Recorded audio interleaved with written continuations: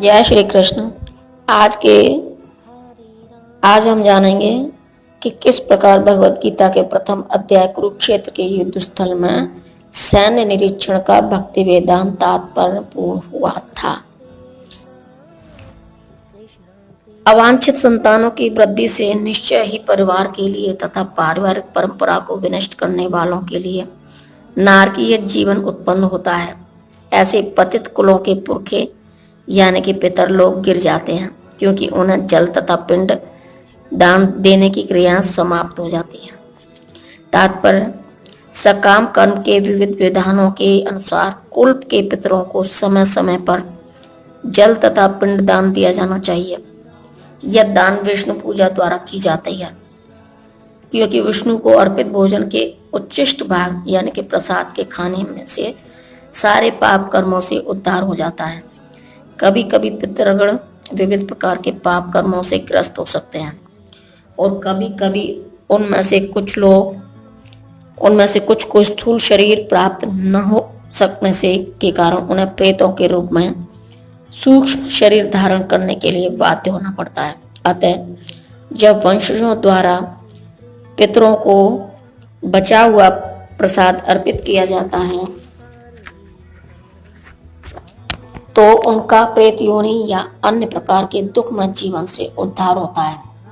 पितरों को इस तरह की सहायता पहुंचाना कुल परंपरा है, और जो लोग भक्ति का जीवन यापन नहीं करते उन्हें यह अनुष्ठान करने होते हैं। केवल भक्ति करने से मनुष्य सैकड़ों क्या हजारों पितरों को ऐसे संकटों से उबार सकता है। भागवत में 11.5.41 में कहा गया है, जो पुरुष अन्य समस्त कर्तव्यों को त्याग कर मुक्ति के दाता मुकुंद के चरण कमलों की शरण ग्रहण करता है और इस पथ पर गंभीरता पूर्वक चलता है, वह देवताओं, मुनियों, सामान्य जीवों, स्वजनों, मनुष्यों या पितरों के प्रति अपने कर्तव्य या ऋण से मुक्त हो जाता है। श्री भगवान की सेवा करने से ऐसे दायित्व अपने आप पूरे हो जाते हैं। जो पुरुष अन्य समस्त कर्तव्यों को त्याग कर मुक्ति के दाता मुकुंद के चरण कमलों की शरण ग्रहण करता है और इस पथ पर गंभीरता पूर्वक चलता है, तो वह देवताओं, मुनियों, सामान्य जीवों, स्वजनों, मनुष्यों या पितरों के प्रति अपने कर्तव्य या ऋण से मुक्त हो जाता है। श्री भगवान की सेवा करने से ऐसे दायित्व अपने आप पूरे हो जाते हैं। जो लोग कुल परंपरा को विनष्ट करते हैं और इस तरह अवांछित संतानों को जन्म देते हैं, उनके दुष्कर्मों से समस्त प्रकार की सामुदायिक योजनाएं तथा पारिवारिक कल्याण कार्य विनष्ट हो जाते हैं।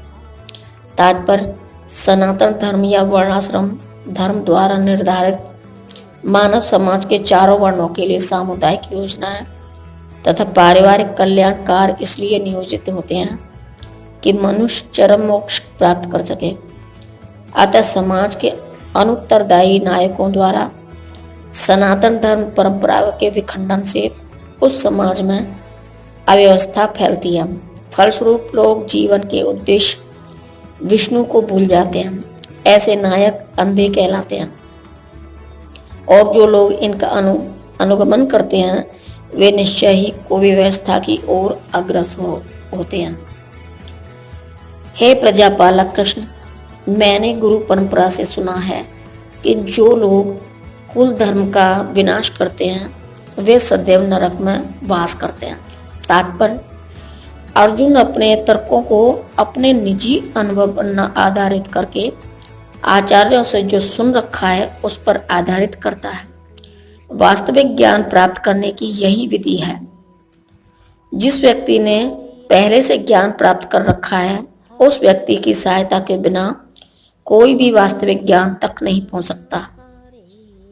वर्णाश्रम धर्म की एक पद्धति के अनुसार मृत्यु के पहले मनुष्य को पाप कर्मों के लिए प्रायश्चित करना होता है। जो पापात्मा होते हैं उसे इस विधि का अवश्य उपयोग करना चाहिए। ऐसा किए बिना मनुष्य निश्चित रूप से नरक भेजा जाएगा, जहां उसे अपने पाप कर्मों के लिए कष्टमय जीवन बिताना होगा। ओह, कितने आश्चर्य की बात है कि हम सब जघन्य पाप कर्म करने के लिए उद्यत हो रहे हैं। राज सुख भोगने की इच्छा से प्रेरित होकर हम अपने ही संबंधियों को मारने पर तुले हैं। तात्पर्य, स्वार्थ के वशीभूत होकर मनुष्य अपने सगे भाई, बाप या माँ के वध जैसे पाप कर्मों में प्रवृत्त हो सकता है। विश्व के इतिहास में ऐसे अनेक उदाहरण मिलते हैं, किंतु भगवान का साधु भक्त होने के कारण अर्जुन सदाचार के प्रति जागरूक है, अतः वह ऐसे कार्यों से बचने का प्रयत्न करता है। जय श्री कृष्ण।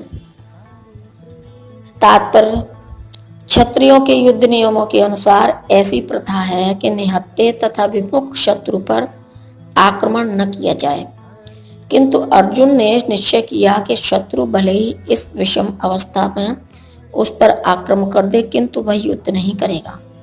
उसने इस पर विचार नहीं किया कि दूसरा दल युद्ध के लिए कितना उद्यत है।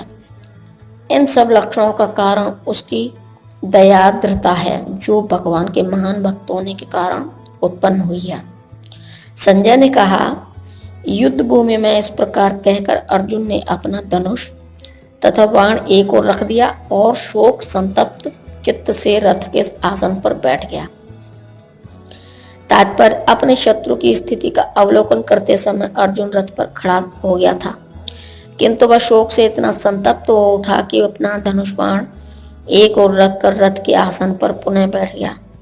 ऐसा दयालु तथा कोमल हृदय व्यक्ति जो भगवान की सेवा में रत हो, आत्मज्ञान प्राप्त करने के योग्य है।